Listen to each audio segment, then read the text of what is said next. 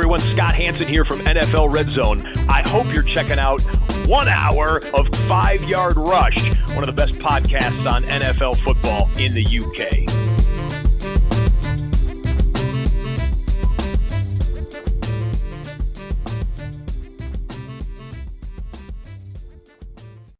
Good morning, Rush Nation. Here we are. It's another Good Morning Fantasy Football. Sorry for the hiatus. I took a little trip away, had a little holiday with my family, and I've come back and feel a bit rejuvenated and fresh, and thought I'd start getting really prepared now and getting everything sharpened for the new season. I guess a couple of things I'll just update everyone on to begin with. First of all, the FFCC drafts are now done. They are finished. All 7,776 picks have been made. They are locked in and the rosters are set. So we will see who ends up in the Squid Games at the start of that. Our list of leagues are also nearly full as well. We're at one league left. Tiered PPR, there's just 8 spots left. If you're interested in that, doesn't matter if you're playing in some of the other leagues. Let's get these full £6.50 donation to Crohn's and Colitis. We're very, very fast approaching £7,000 total raised, which is a phenomenal amount of money, more than we've ever raised before. I thank everybody who is listening, who's been part of all these events to help us raise that money. So we're going to move into training camp. I want to give a bit of thought to every team here, so I'm going to rattle something through on every single team and then highlight some of the key training camp battles to keep an eye on over the next 2 weeks. Preseason effectively starts tonight, and then we're going to have some games now to really start to evaluate where things are on the roster and what we're looking to be seeing over the next sort of 3 weeks, because this is going to be really key in getting this value in drafts. If we end up on the right side of some of these battles and some of these situations, we're going to be in a really good spot. So I've highlighted sort of 1 or 2 things from every single team first, and then I'll dive into the camp battles. So I'll start. I'm going to do this, I think, in alphabetical order. I think will just be easier. So they start with the Arizona Cardinals. The 2 things really of note here. It's a pretty shallow team. Kind of know what's going to happen. What I would say here is that Jonathan Gannon said that Kyler Murray feels healthy. He's been lights out. It's the direct quote, lights out there. And as a result, that Murray's actually more involved in some of the leadership stuff. They see him as the future of the franchise. They pay him like that. All that really points to it's kind of not really too much of a update, but what it does mean that he's good to go. He's healthy, which means we should see a more improved Kyler Murray we've perhaps seen over the last couple of years. So the value you're getting him in drafts is very good. I would probably be inclined to start nudging him closer to that Joe Burrow range and getting him there. And I think they're going to get good value in return on that as long as he stays healthy. Obviously, we always know about Marvin Harrison Jr. He's going to be the one. A bit of debate on who's going to be the 2. My reckoning is Michael Wilson. That's what we'll keep an eye on. And that James Conner's the lead back. It's kind of everything we kind of need to know. Atlanta Falcons, it looks like that Kirk Cousins is fully cleared and he's fully recovered from that injury. So therefore, he's going to be the starter. There was not really much doubt there. What it does look here is Bijan doesn't look like he's going to have that sort of bell cow role that he's being drafted at. So it looks like Tyler Algier is splitting reps. It'll be interesting to see what happens in these games, how much of a role it seems. But you know, the way that they're talking up, Zach Robinson has been stating as the offensive coordinator and says that Tyler Algier is going to have a big role. At certain parts of the season, they will be leaning on him, whatever that means. This does throw a bit of caution as to what we should be doing with Bijan Robinson. I'm not saying that we move him out of the top 12, far from that. But what that does mean is it cements my thinking that Breece Hall should be above him. Jonathan Taylor now probably should be above him. And actually, when I publish a revised rankings, which you can get on Patreon, I might move Bijan down to that sort of 4 range. Now, it's kind of where I feel from more. It could be noise, but all signs are pointing to what we've seen in camp, that Algier is going to have a bigger role. That also means Algier is actually a bit of a steal in drafts right now. And if you're looking for those sort of late round RB hits, then Algier is one that I would really putting on your list and started going on there. We also found out yesterday that Rondell Moore is out for the season. That means Ray McLeod is going to be, by default, the wide receiver 3 on this offense. I don't know how much of an impact that necessarily is, but he's going for free. So I imagine in a couple of late drafts, in deeper drafts, he's worth a pickup and seeing what you get there.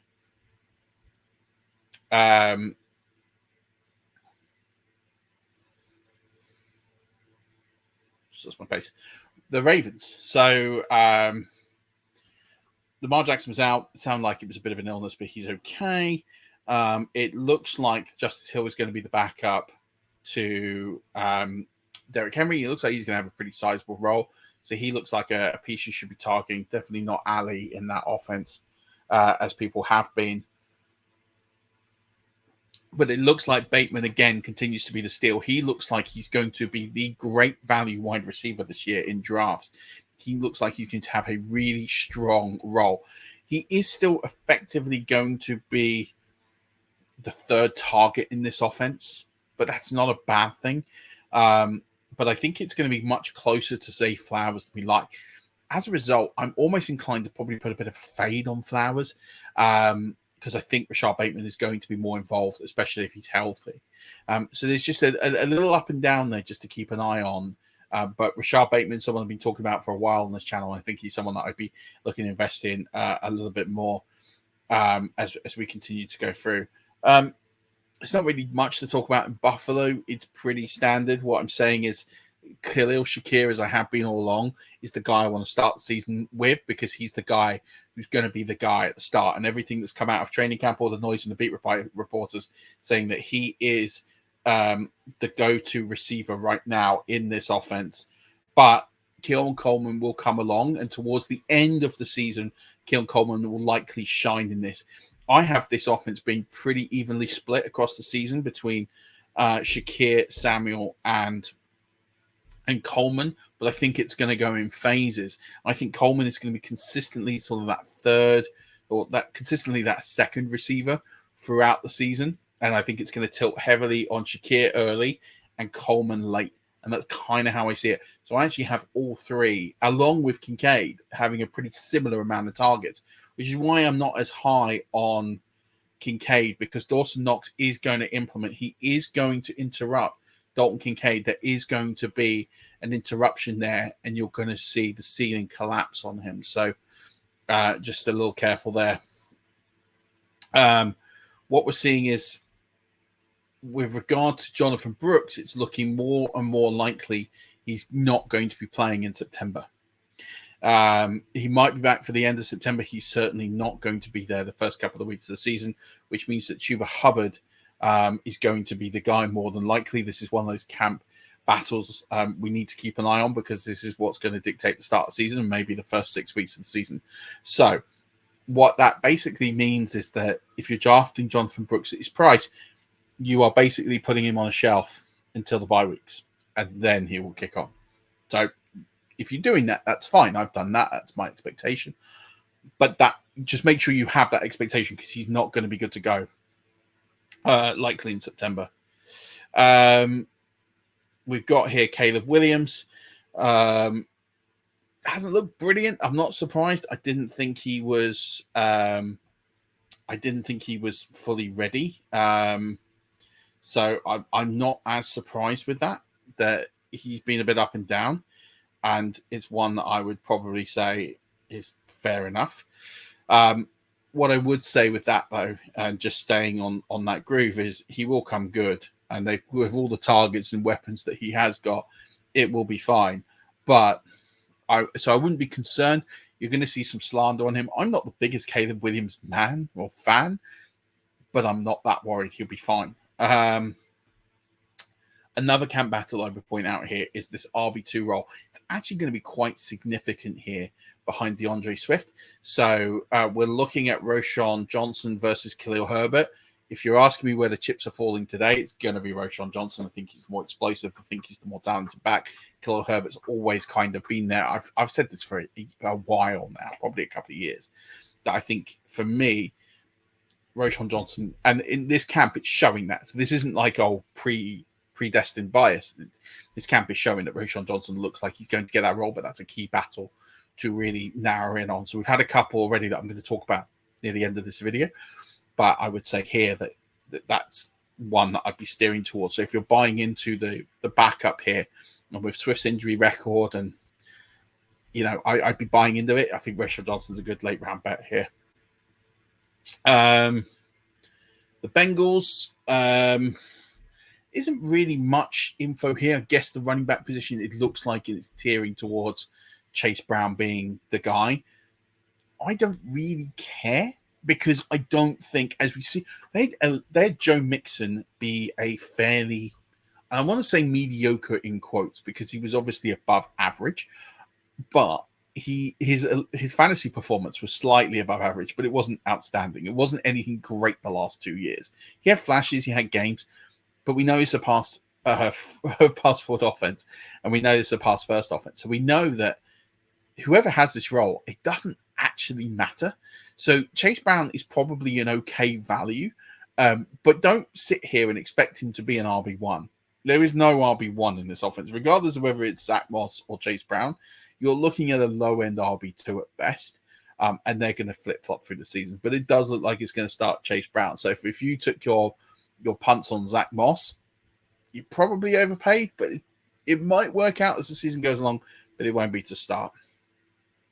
What I would say is that all this hype on Cincinnati with their rookie wide receiver, the guy I've been taking is I can't ever pronounce his name, Iosivas, and I've butchered that, and I know, but Iosivas is the guy, or Osivas, or however you pronounce it, is the guy I'm taking. He is basically free. He's going to start the season. He made some great plays down the stretch. I'd be more than happy to just sprinkle him as a late round dart throw to get some nice production in this offense. And I think especially with T. Higgins not being in contract, looking like he's going to go, there's two schools of thought. T. Higgins can go and shoot the lights out because he's going to go and play for a huge deal, or T. Higgins holds within himself because he doesn't want to get injured, because he doesn't want to jeopardize that big deal. And if that costs him a couple of million, but it still nets him a huge payday. And I'm kind of inclined to think that is more the school of thought, that he'll be playing at like 95% instead of that 105%. People are thinking he's going to go for a career year because of the fact that he's looking for a payday. We saw that with Dak. We saw that with other players where they went for those big years and then got injured. And it cost them money. So keep an eye on that. The Browns, we probably aren't going to see Deshaun Watson play preseason. That shouldn't be a worry. He's got this shoulder injury, but he's doing well.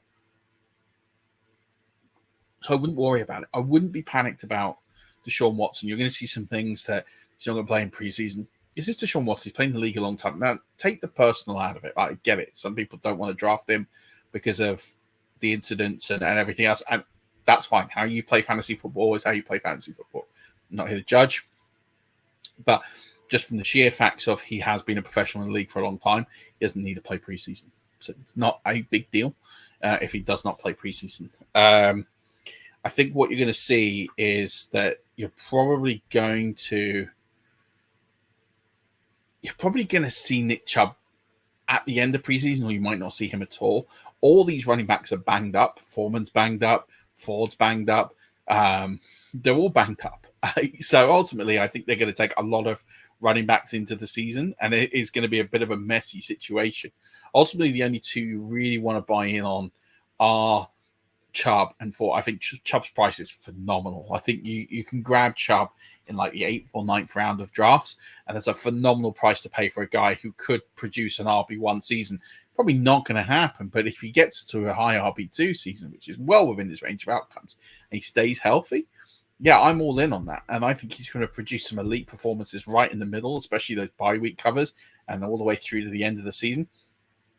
I'm buying in on Nick Chubb. I think he's at a really, really good price, a really attractive price compared to everyone else you're going to get in that range. That's one I'd be looking at. I think you're going to see David Njoku really pop this year. And the argument I've had from people when they've seen my rankings is Njoku's too high because what he did it with Joe Flacco. Well, actually, he's put a lot of performance in with Mike Vrabel, and they are going to get really, really good.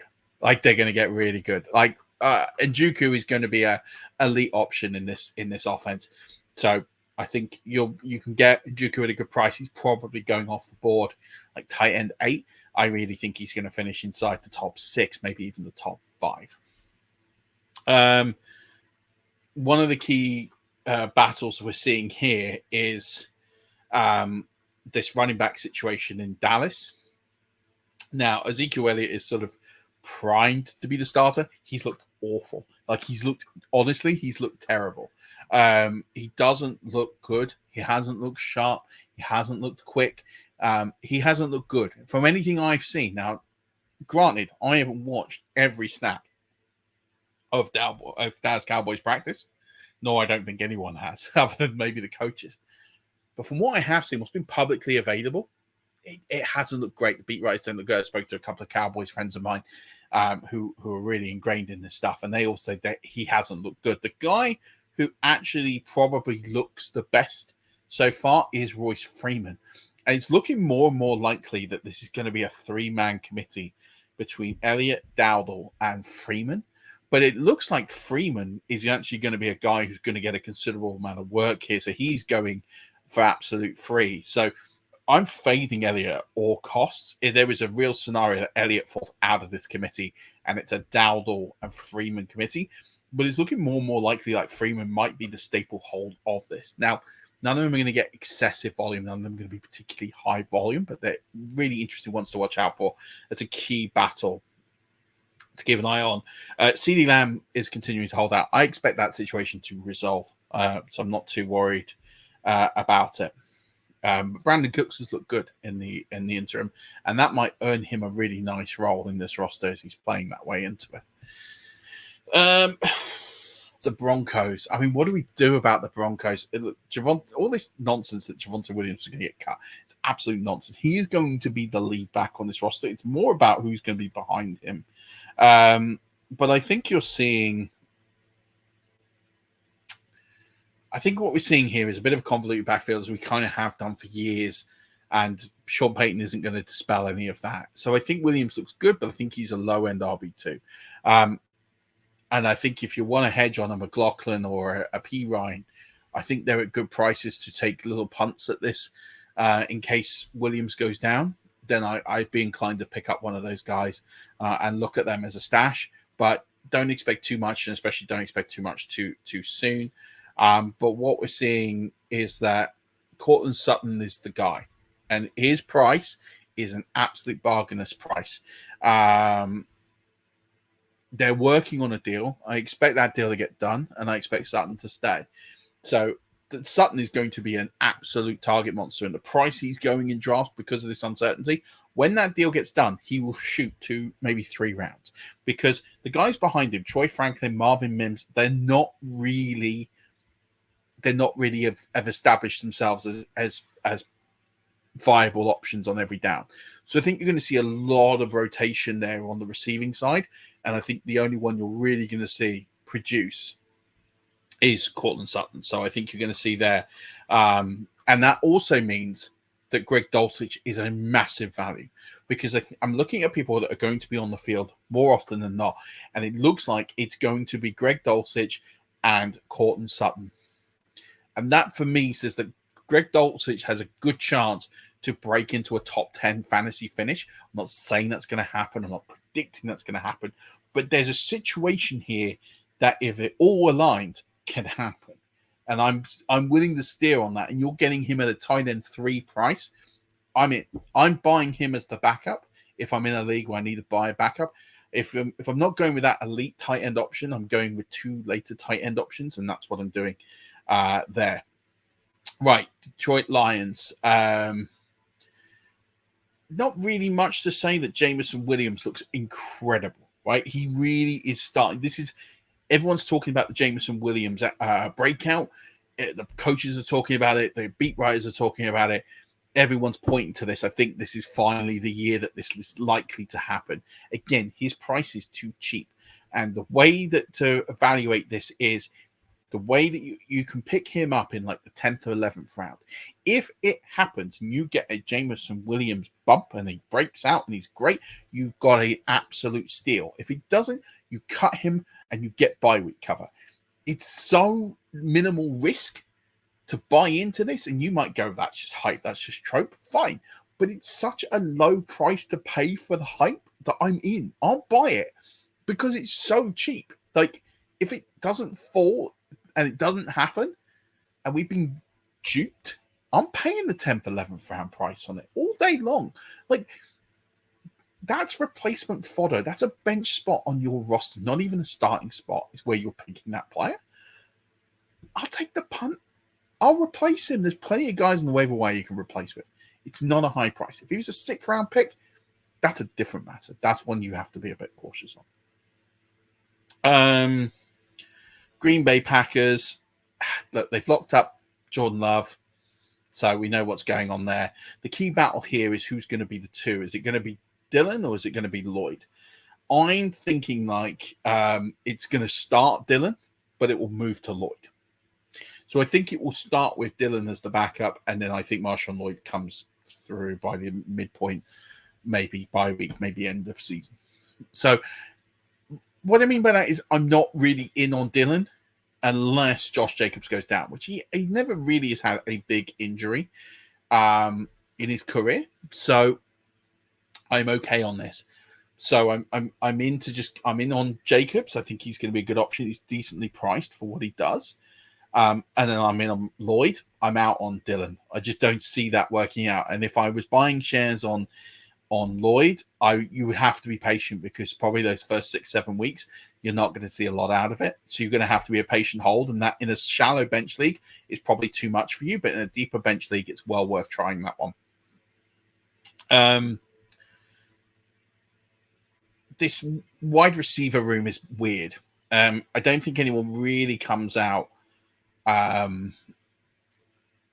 don't think anyone really comes out with this. You're going to hear loads of things that Dubs has been incredible, and that's fine. But they share it around so much. It's kind of, they're like the Premier League equivalent of Arsenal, right? Where they don't have an out-and-out alpha. They just have a lot of guys who will contribute to the overall goal. And I think that's how you need to view this offense from wide receiver. I think they've got 3 wide receiver 3s in fantasy. You might get one of those shade into the top 24, but I don't really see it. Instead, I think you've got 3 wide receiver 3s. And so none of them need to be overpaid for. Jayden Reed doesn't need to be overpaid for. His touchdown rate was far too over efficient last year. None of these guys need to be overpaid for. If you get them at a good price, absolutely fine. But just be careful. You're buying wide receiver 3s with some upside. That's what I want you to walk into that with. The Texans, we haven't seen Joe Mixon yet, so we don't know what it's like. He's got a hamstring injury. That does sort of quell a little bit. His price has been going like that and that. You can talk through the roof. Just be a little bit careful of that. But what I will say is that Noah Brown and Xavier Hutchinson look really good. They have done. And you'll see this in the preseason games. Those 2 look particularly good. And so as a result, we're looking like when we're sitting there thinking about who's going to be like the guys on this offense, Stephon Diggs is overpriced. I know they got Tank Dell, who I think will be really good this season, and you've got Nico Collins who's been paid as a 1. But I would expect Noah Brown to particularly make some impacts in games. So he's going for free. Buy in on that. He's a good late round prospect to just have a sleeper on and keep an eye on. The Colts. We've got here Anthony Richardson's looked great, especially on the ground. He's looked phenomenal. Jonathan Taylor's fully healthy. He's looking great. And Michael Pittman has looked absolutely brilliant. Josh Downs has also looked really good. So what that means for A.D. Mitchell is A.D. Mitchell's kind of coming along really slow. He's a very raw prospect. So you're going to hear some talk about him maybe sort of being on special teams, which is fine, to cut his teeth in. I think he comes along later on in the season. For me, this is a pretty narrow tree. I want Richardson, Taylor, Pittman. I'm really not like Josh Downs as a sprinkle is fine, but I'm not expecting to see high volume out of him because I think Richardson's going to make the plays with his legs. So I think there's some options for Downs, and I think he could be a sort of wide receiver 3 contributor and a flex play, but I don't think you're going to see lots of ceiling weeks out of him unless something happens to Michael Pittman. But if you want to buy that insurance, Josh Downs' price is really good right now, so I don't mind having a sprinkle of him. But, I thought AD Mitchell would be walking into a situation where he could take that sort of hybrid slot role to really get accustomed to the NFL. He's not really earned that spot, so I'm kind of out on AD Mitchell for 2024. I do think he can bring along late, and he's someone I'll star for my waiver wire pickups, but he's not someone I'm immediately trying to buy in on. Jacksonville, it's pretty interesting. Again, they're quite a narrow tree. We know ETN's going to get a lot of work. They talk about they're going to streamline his work a little bit, which isn't a bad thing because I think he was overworked last year, which is why his efficiency took an absolute nosedive.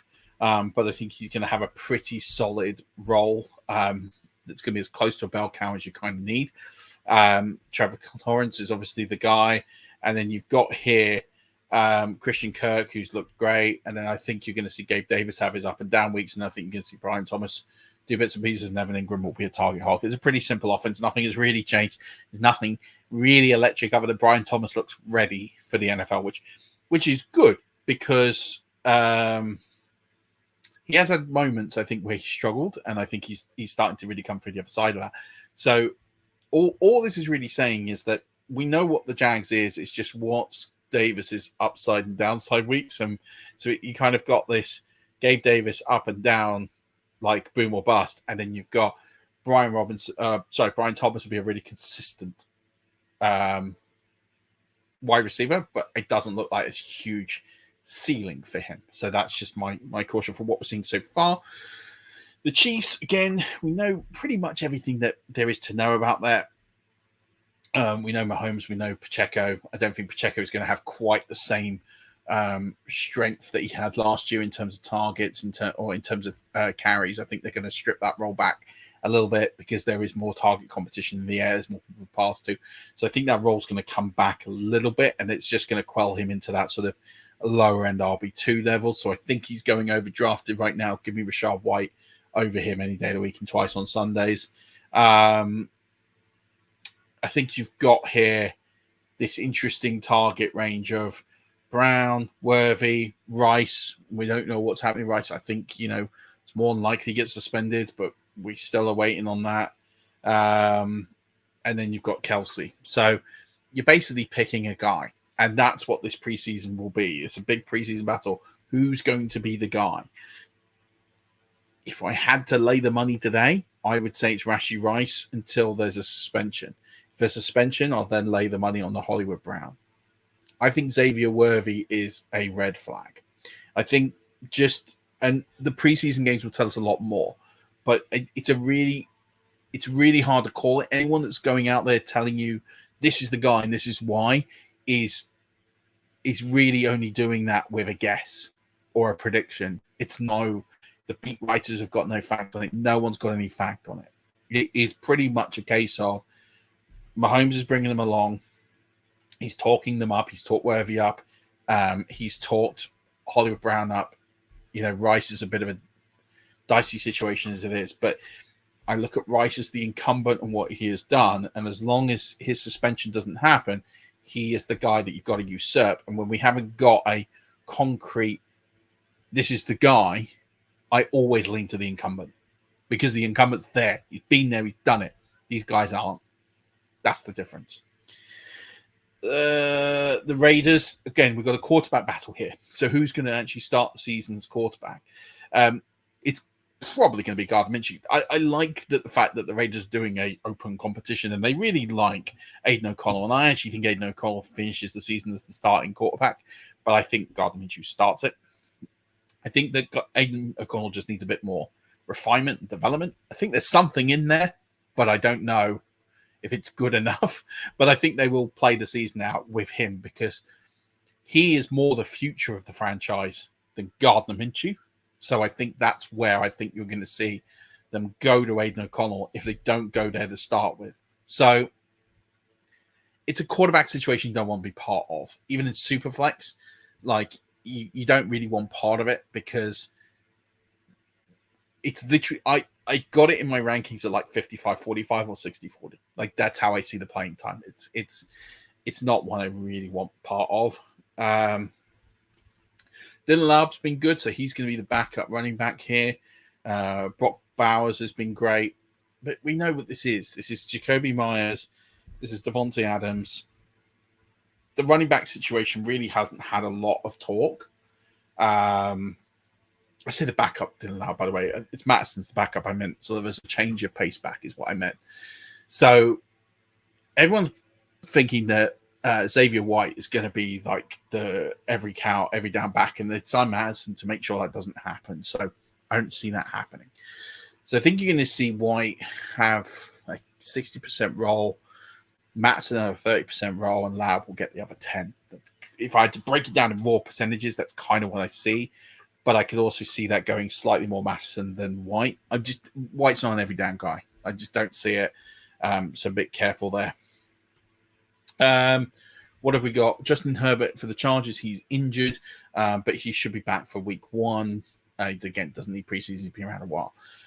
Gus Edwards and J.K. Dobbins are sharing reps. This is what they did in Baltimore. They know each other. They're used to it. You'll see them as effectively a 1A, 1B. I think Gus Edwards probably gets the nod, given that he is the guy and he's more healthy and more durable and more reliable. But I think, again, this is a sort of 60-40 backfield. Labaconki got injured, and that's a real shame because I actually thought he had this opportunity to be the wide receiver 1.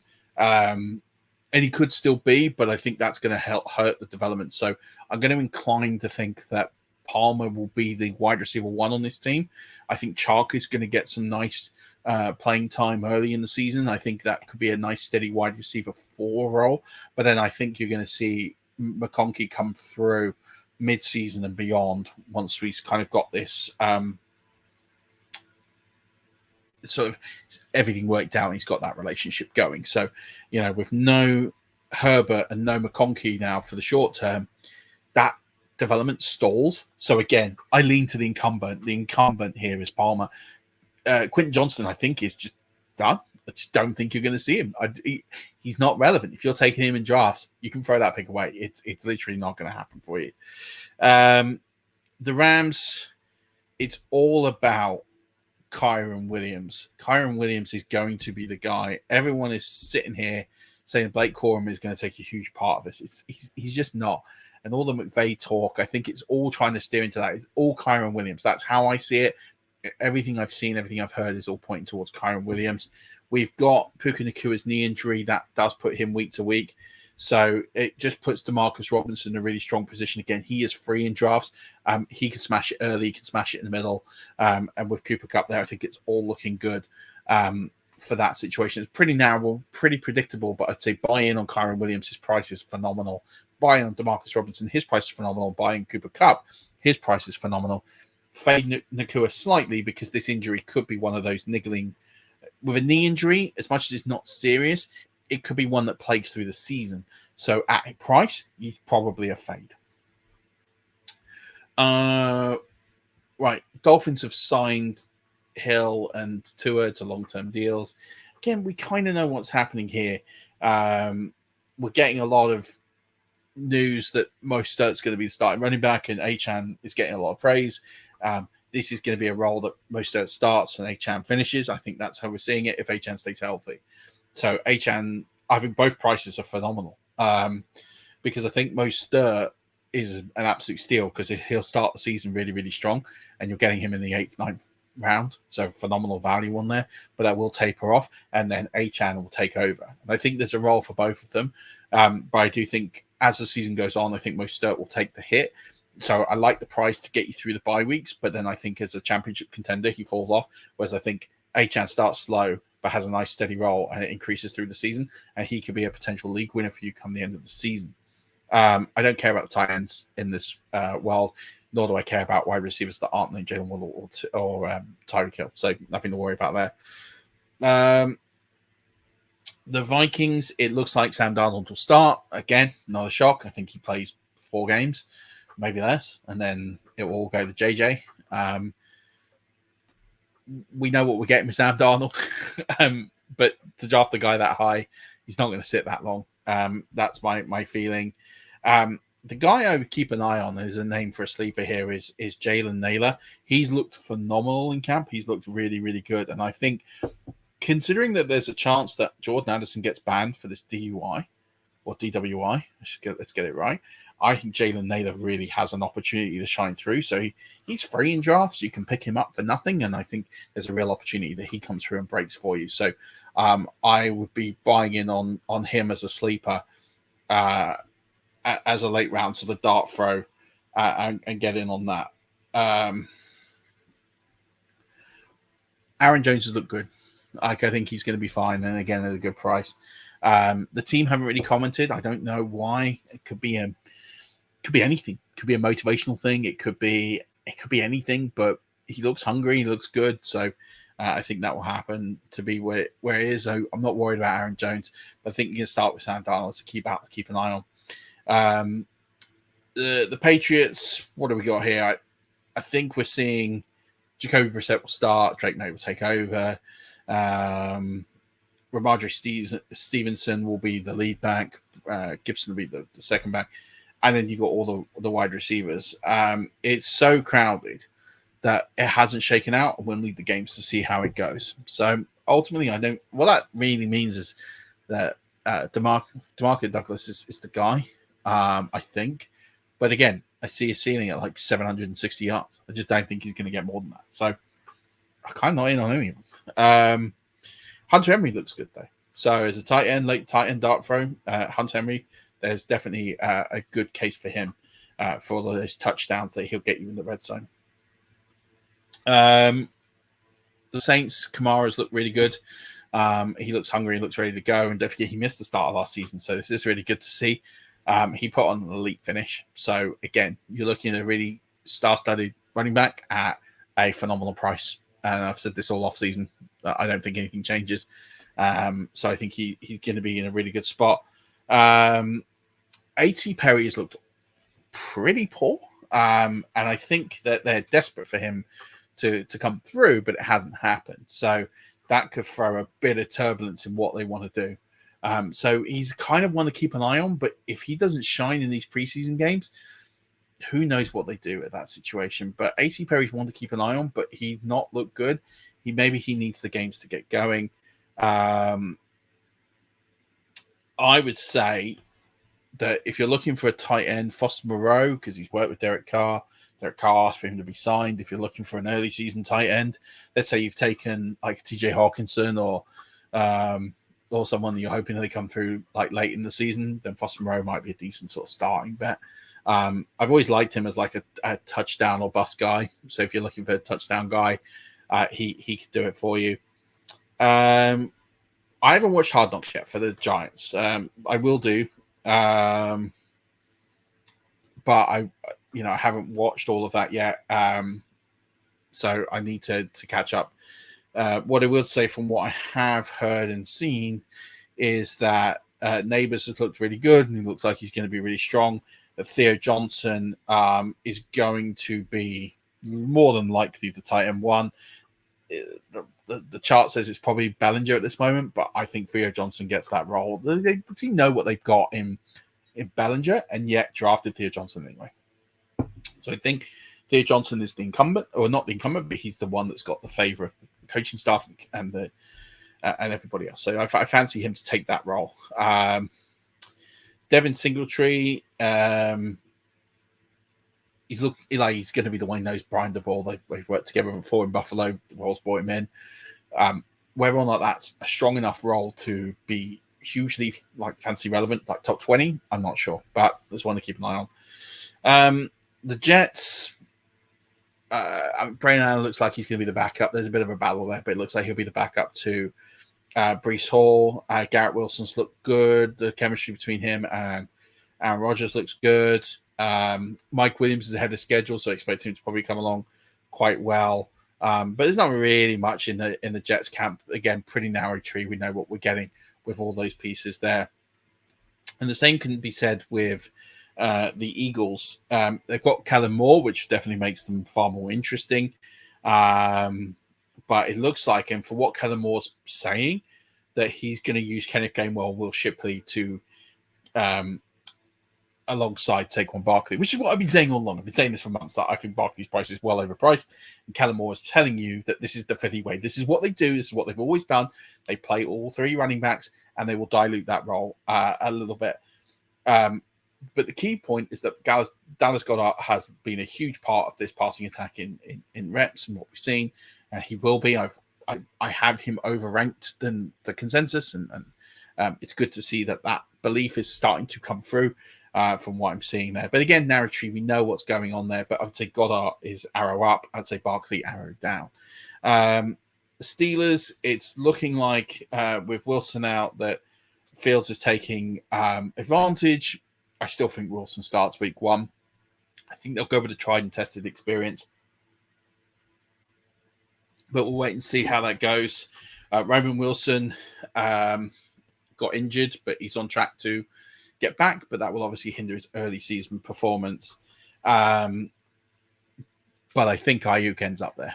So my feeling is that Ayuk becomes a Steeler, and this changes it. And we're kind of waiting for that to happen. And until that does happen, we're all in a bit of flux waiting for it to happen. So I would say this tree is, again, very narrow.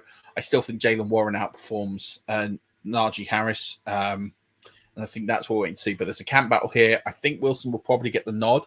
Fields is doing everything he can to get ahead of that.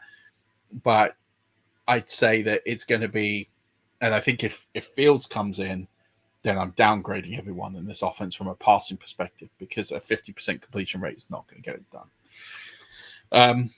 But really, what that tells me is that George Pickens is a very influx price right now. People will be buying him because he's the only target. But I like Pat Freiermuth, and I like Jalen Warren in this offense. And that's probably the two I'd be anchoring in. The rest I'm a bit more cagey on. 49ers, I think Ayuk goes. I think he goes to the Steelers. I think they get a second and a fifth.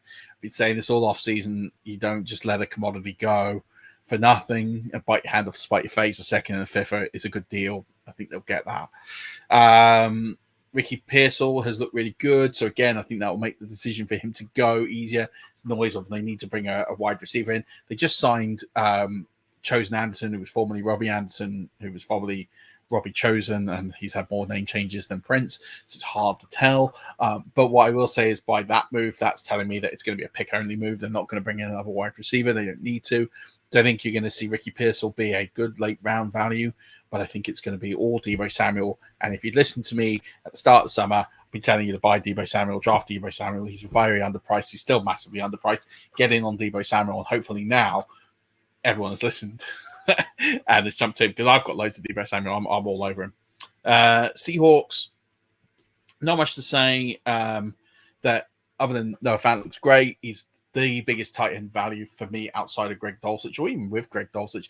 I think he's going to own the tight end role. I think he's got a legitimate shot to be a top 12 tight end this year, Noah Fant. So again, if you like these late round tight ends, Dulcich and Fant seem to be two of those guys that you can really invest in quite a good way. JSN's look good, so I think that's fine.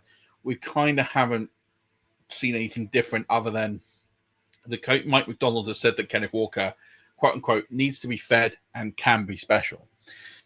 Kind of knew that, right? But I still think they're going to cap him a little bit with Zach Charbonnet, but I still think he's going to get more work than he did, so that will elevate him into a top 12 running back, and that's kind of what we expect. So nothing too different out of Seattle. But what I will say is Noah Fant is a good sleeper there. The Bucks haven't got much left really to say on the Bucks. Again, really narrow. I've been saying all along that I think Chris Godwin's going into the slot, and he'll get a lot more targets. He'll get a lot more performance out there. So I think he's going to be in a really good spot.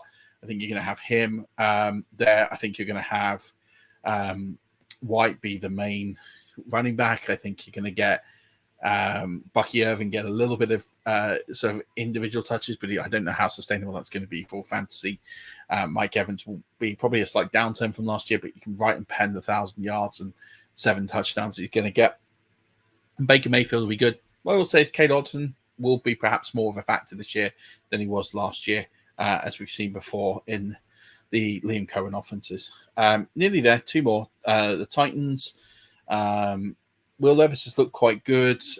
They've called Tony Pollard and Tajay Spears as the co-running back ones. That's an interesting way of saying that they're equal. I don't believe there's such thing as equal. It doesn't matter who the starter is, by the way. They can only name one starter. I think that trends to me that Tajay Spears is going to end up ahead of Tony Pollard. If they're coming in, they find Pollard to all that money and they're calling him equal, that says that Tajay Spears is ahead. And they're trying to save face as the front office. That's what that tells me from experience. So I'd go with Tajay Spears. Tajay Spears is the guy. That's fine. I don't want Pollard. I'll take Tajay Spears at price. I think he's going to be good value for it later on in the season.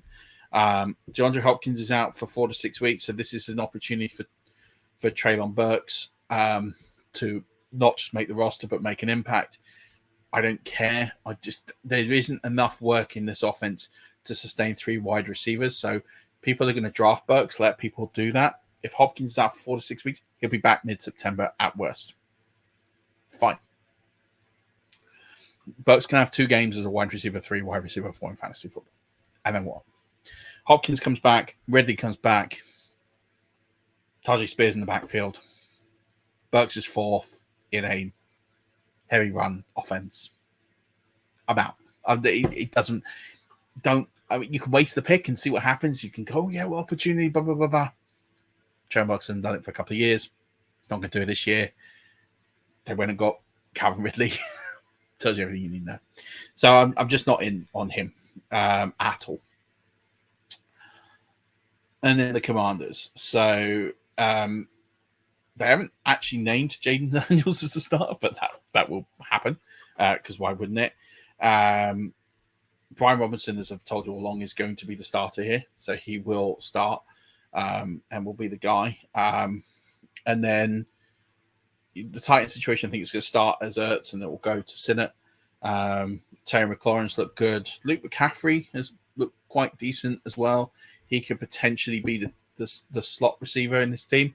So he's a good late round throw in PPR leagues and standard leagues. So I would leave that well alone because I don't think the volume's there from a yardage perspective, but he could get a nice sprinkle of targets as a slot receiver there. So for me, this offense is pretty predictable. I'm fading Eckler at cost. It's just not enough there for me. But Brian Robinson is the guy I'd be embracing at the running back position. And then McLaurin as a sprinkle. He's a good price. I don't mind it.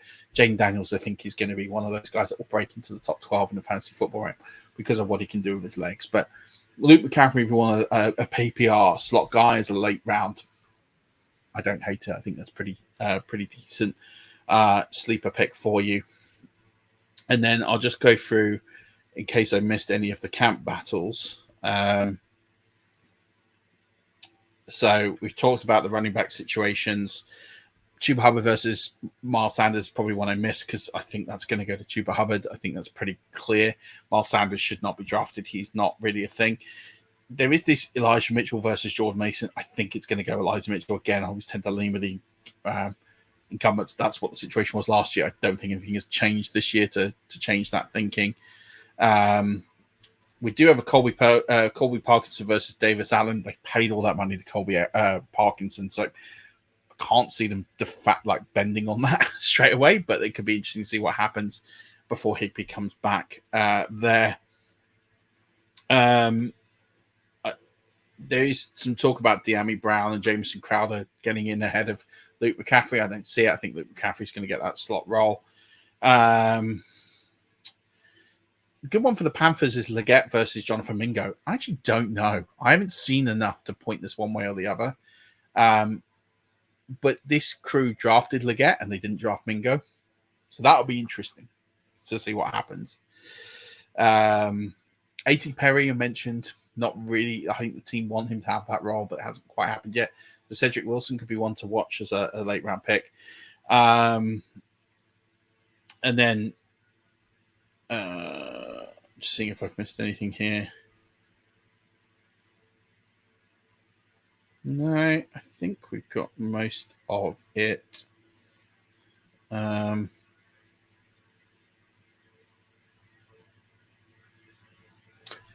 Jets, the sort of second or third receiver, Alan Lazard, Malachi Coy, or Xavier Gibson. I think it'll be Gibson, but actually I don't care. It's not going to be a relevant role. But that was the last one I wrote down. So that's everything I've got here.